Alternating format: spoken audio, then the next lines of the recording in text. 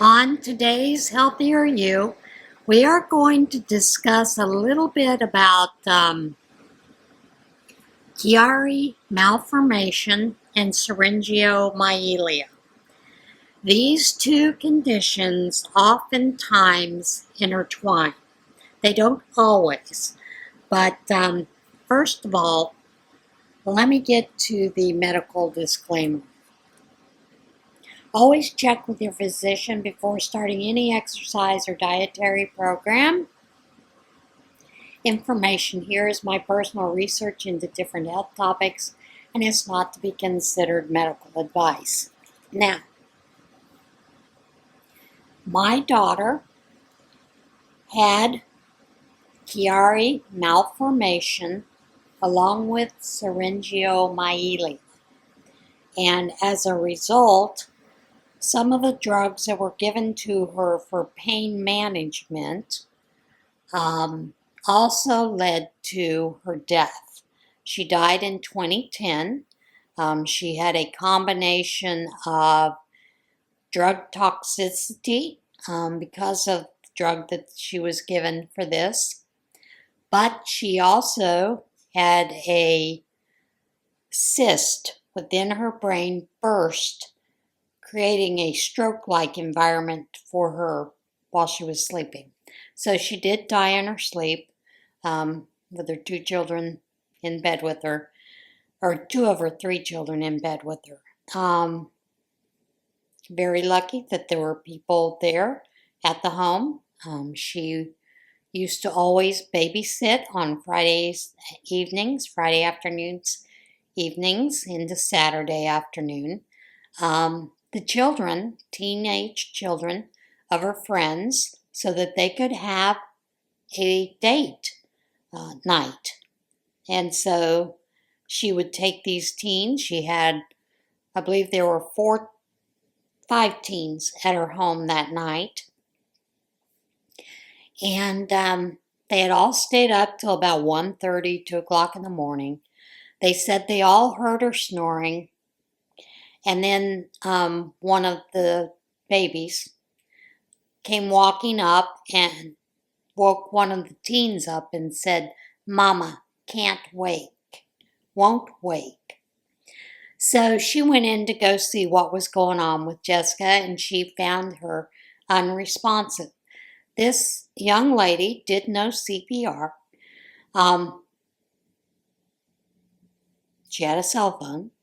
She called her mother on speakerphone as she's doing CPR, notified her mother what was going on. Her mother then called an ambulance, and then she came over to the house to meet.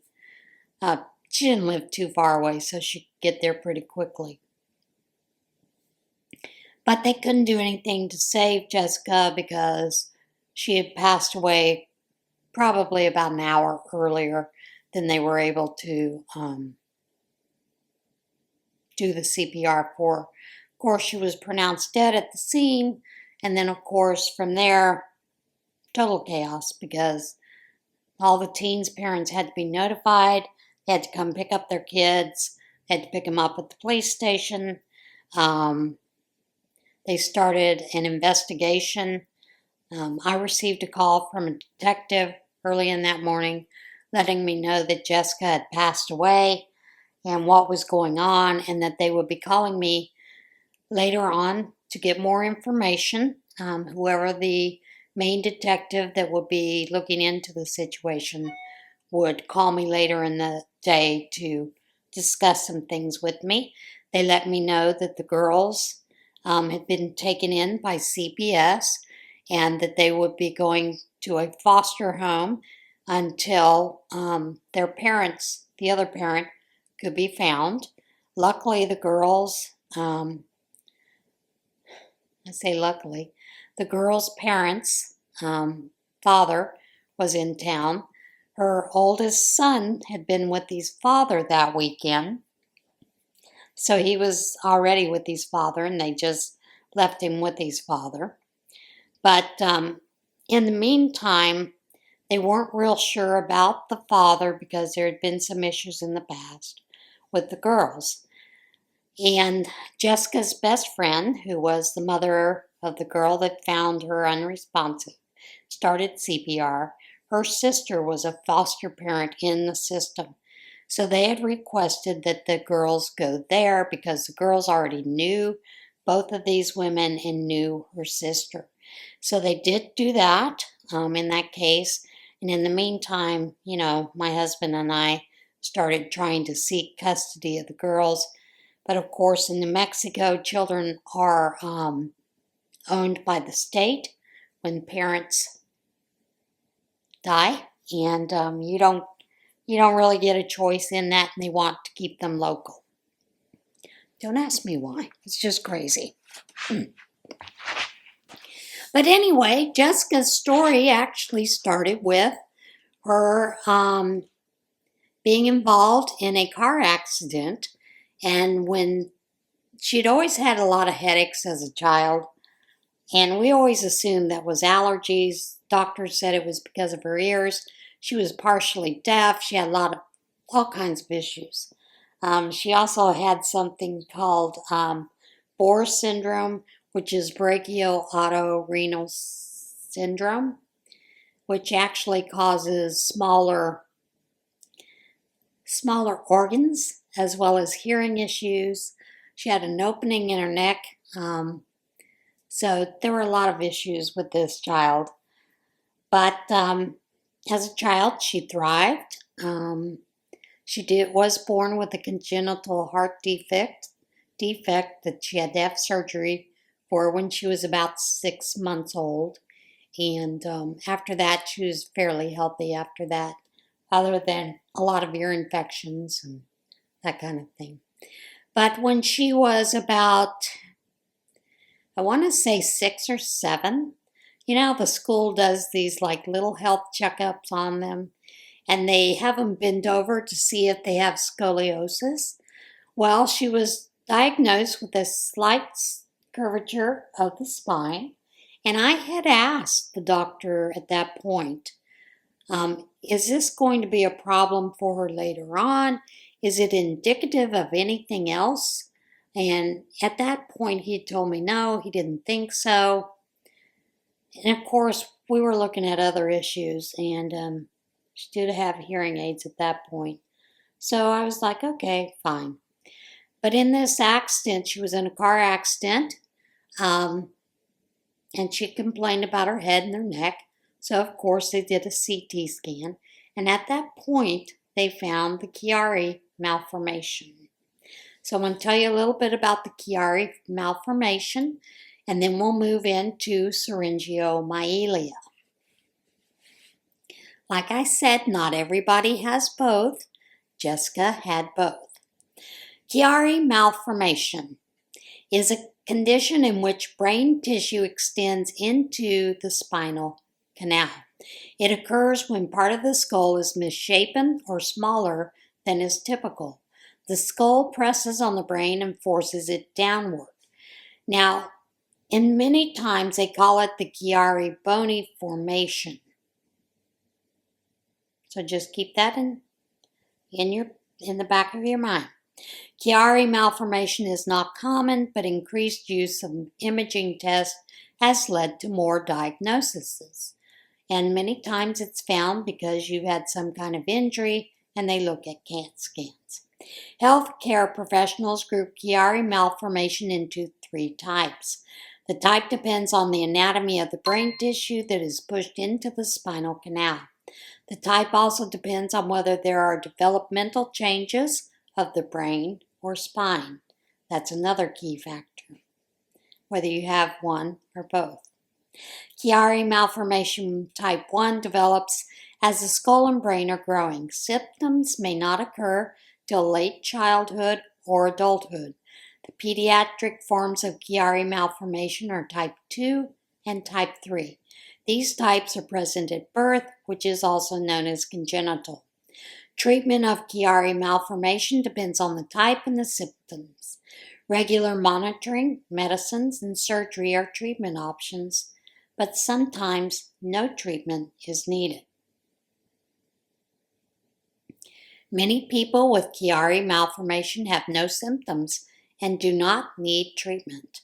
They learn they have Chiari malformation only when tests are performed for unrelated conditions, but some types of Chiari malfunction can cause symptoms. And here is one of the more common types, type 1, which is a lot of people have no real symptoms. Type 2, these types are less severe than the rare pediatric form, type 3, but symptoms still can disrupt life. Chiari malformation type 1, symptoms usually appear late in childhood or adulthood. Bad headaches are a classic symptom of Chiari malformation. They generally occur after sudden coughing, sneezing, or straining.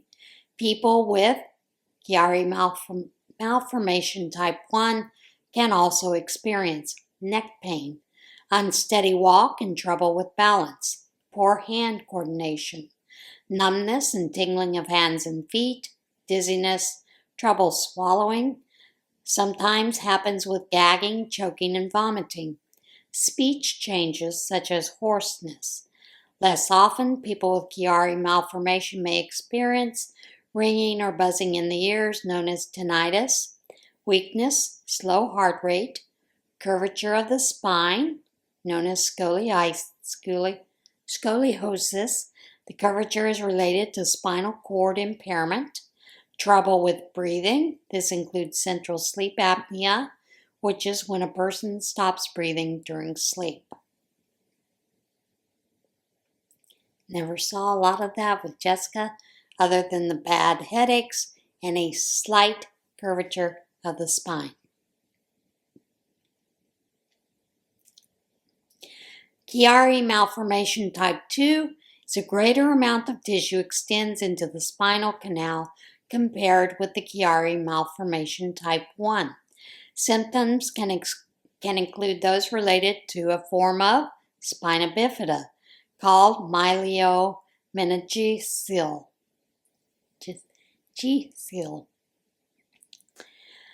Chiari malformation type 2 nearly always occurs with myeliomeningocele. The backbone and the spinal canal don't close properly before birth. Symptoms include changes in breathing pattern, trouble swallowing such as gagging, quick downward eye movements, weakness in arms. Chiari malformation type 2 is usually noted with ultrasound during a pregnancy, but can also be diagnosed after birth or in early infancy. Chiari malformation type 3 is the most serious type of the condition. A portion of the lower back part of the brain, known as cerebellum, or the brain stem, extend through an opening in the skull. This form of Chiari malformation is diagnosed at birth or during pregnancy with ultrasound. Chiari malformation type 3 causes brain and nervous system issues and has a higher rate of death. So if you are seeing your child has a lot of those things, a lot of bad headaches, weakness, breathing issues, all those kind of things, as always, you should take them to the doctor. All right, some of the causes. Chiari malformation type 1 occurs when part of the skull is too small or is misshapen. This part of the skull contains the area of the brain called the cerebellum. The skull puts pressure on and crowds the brain. As a result, the lower part of the cerebellum, known as the tonsils, are pushed into the upper spinal canal. Chiari malformation 2 is nearly always associated with a form of spina bifida called myeliomeningocele. When the cerebellum is pushed into the upper spinal canal, it can interfere with the usual flow of cerebrospinal fluid that protects the brain and spinal cord. Cerebrospinal fluid can build up in the brain or spinal cord, or it can cause signals transmitted from the brain to the body to be blocked. Also, pressure from the cerebellum on the spinal cord or lower brainstem can cause symptoms. Some of the risk factors are: there's evidence that Chiari malformation runs in some families. However, research into a possible hereditary component is still in the early phase. My sister has Chiari malformation 1. My daughter had Chiari malformation. They think 1, possibly 2. So Chiari malformation may have no symptoms, they don't need treatment. Others get worse over time and leads to serious complications. Some of those complications include hydrocephalus, and hydrocephalus occurs when too much brain fluid builds up in the brain. This can cause trouble with thinking. People with hydrocephalus may need a flexible tube called a shunt placed. The shunt diverts and drains excess cerebral spinal to a different part of the body. Spina bifida. This is a condition when the spinal cord or its covering isn't fully developed. Part of the spinal cord is exposed, which can cause serious conditions such as paralysis. Syringeomyelia. Some people with Chiari malformation also develop a condition called Syringomyelia. In people with this condition, a cavity or cyst called a syrinx forms within the spinal column. As the syrinx grows, it can press on the nerves and cause pain, weakness, and stiffness. Tethered cord syndrome. In this condition, the spinal cord attaches to the spine and causes the spinal cord to stretch. This can cause some serious nerve and muscle damage in the lower body. Jessica was blessed with both of these. Now, later on, she had to have something done. They were considering doing surgery on the Chiari malformation because it was so prominent. So they did an MRI, and that's when they discovered she had the Syringomyelia. Her primary care doctor called and told her she needed to get in for an MRI right away when they did this CAT scan of her back and everything, because she had cancer in her spinal cord. It was not cancer, it was those cysts up and down her spinal cord and even into her brain. All right. Syringomyelia is a neurological disorder in which fluid-filled cyst forms within the spinal cord, and this is called a syrinx. Syrinx can get big enough to damage the spinal cord and compress and injure the nerve fibers that carry information to and from the brain to the body. In Syringomyelia, the watery liquid, known as cerebral spinal fluid, which surrounds and protects the brain and spinal cord, builds up within the tissue of the spinal cord, expands the central canal, and then forms a syrinx. Generally, a syrinx develops when the normal flow of that CSF, which is cerebral spinal fluid, around the spinal cord or lower brain stem is disturbed. When syrinxes affect the brain stem, this condition is called syringeomyelia. Symptoms of damage to the spinal cord can vary among individuals depending on where it forms, how large it is, and how long it extends. Symptoms develop slowly over time, worsen over many years, and may occur on one or both sides of the body. Symptoms include pain, potentially chronic, progressive weakness in arms and legs, stiffness in the back, shoulders, neck, arms, or legs, headaches, loss of sensitivity to pain, hot and cold, especially in the hands, numbness or tingling, loss of balance, loss of bowel and bladder control, issues with sexual function, curvature of the spine, which may be the only symptom in children. who is more likely to get this. Syringeomyelia may have several possible cases, but most cases are associated with Chiari malformation. In some cases, the cause is unknown. They also say sometimes that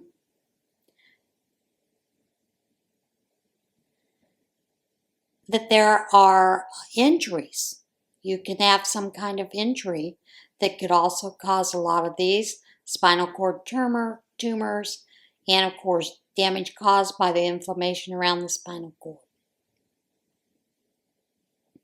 There are two major forms of Syringeomyelia. Congenital is most often caused by a Chiari malformation, resulting in a syrinx, usually in the spine, cervical, neck region. Symptoms typically begin between ages 25 and 40. People with congenital syringomyelia may also have hydrocephalus, a buildup of excess cerebral spinal fluid in the brain, and larger than normal connected cavities called ventricles. Straining or coughing can increase the pressure within a person's head and brain, causing them to develop a headache or even lose consciousness. Some people may have arachnoiditis, inflammation of the arachnoid, one of the three membranes surrounding the spinal cord. Acquired syringomyelia can be caused by spinal cord injury, meningitis, arachnoiditis, tethered cord syndrome, spinal cord tumor. Like I said, Jessica had a car accident when she was 25, and that's when this was first diagnosed. Diagnosing, a physician will review your medical history, form a physical exam focusing on neurological function, and order imaging of the spine or brain. Doctors may sometimes find the syringomyelia during that diagnostic imaging for another disorder. MRIs is the most reliable way to diagnose it. Using this test, a physician can determine if a syrinx exists in the spine or if another abnormality exists, such as a tumor.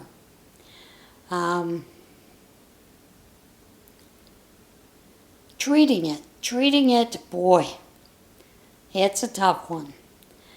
Depends on the severity and the progression of the symptoms. If syringio, you have to monitor it. If syringomyelia doesn't show symptoms, it is usually not treated. But a neurologist or neurosurgeon will monitor the person because symptoms can worsen over time. So a doctor may recommend not treating the condition if the person is of advanced age or there is no progression of symptoms. Person with syringomyelia should avoid straining activities such as lifting heavy objects, jumping, since these actions can trigger symptoms. If a person has associated Chiari malformation, they may experience a headache with straining. Surgery for syringomyelia. The goal of surgery for this is to eliminate the syrinx and prevent further spinal cord injury. Doctors usually recommend surgery for cases of symptomatic or progressive syringomyelia. There are two general forms of treatment: restoration of the normal CSF flow around the spinal cord and directly draining the syrinx. Type of treatment depends on what is causing the symptoms. Treating the Chiari malformation. The main goal of Chiari surgery is to provide more space at the base of the skull and upper neck. This reduces pressure on the brain and spinal cord, restores the natural flow of the CSF. It can also allow the syrinx to drain, sometimes become smaller or even disappearing entirely. Symptoms can improve even if the syrinx stays the same size or shrinks only slightly. She actually had surgery for the Chiari malformation, but her Syringeomyelia worsened. So the primary strategy is to keep this person at a stable progression through their life, to prevent the syrinx from forming or even expanding from an injury. It is to prevent trauma-related syrinx from developing or growing in the first place. And there is a somewhat controversial thing that they're doing, procedure, which is expansive duroplasty. Remove scar tissue around the spinal cord and sometimes add a patch to expand the dura membrane surrounding the spinal cord. By clearing and expanding the space around the spinal cord, the normal flow of CSF may be restored. Removing the obstruction. They will remove the scar tissue, bone from the spinal canal, or tumors can help restore those. If the tumor is causing it, removing it almost always eliminates the syrinx. Doctors occasionally use radiation to shrink the tumor. Draining it. When there is no associated Chiari malformation or tumor, it may be necessary to drain the syrinx. This is usually done in cases where the syrinx is growing or the cause of CSF obstruction cannot be identified. A surgeon will insert a drain called a stent or shunt to allow the fluid to flow to another part of the body where it can be absorbed. Draining the syrinx can halt the progression of symptoms and relieve headaches.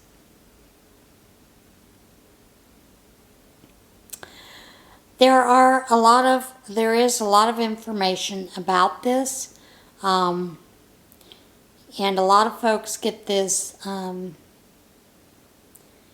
information handed to them at a time that they don't want to experience it or deal with it. And a lot of this information comes from the National Institute of Neurological Disorders and Stroke. There are a lot of organizations that can help you with a lot of these things that you're seeing if you do have this or someone you know has this. In Jessica's case, she had the Chiari malformation removed. They thought that would take care of it. It did help for about a year or so. And then after that, she started having extensive headaches. They wanted to do a surgery to put in a stent or a shunt. She'd already had one surgery on her brain, and she did not want to go through that again. So she kept asking if there was something else they could do. And at that time, things have changed. She's been, this happened well over 15 years ago. And at that time, they thought that doing spinal taps helped, and it did help removing some of that fluid, and she would agree to that. But she got to a point where she really needed to have the surgery, and she just refused. Now that was a choice that she kept on her head. I tried to talk her into it. My husband tried to talk her into it. I don't know if she ever told her brothers what was going on. But there were a lot of us trying to talk her into having the surgery. However, there are also studies that have been done on folks that have Chiari malformation with the Syringomyelia, and they often find that within 10 years of diagnosis, most of these people do pass away. Their mortality rate is a little higher, and they're not sure why. So that's why they are continuing to do these studies. Like I said, many people who have Chiari malformation have no issues, don't even know about it. They're fine.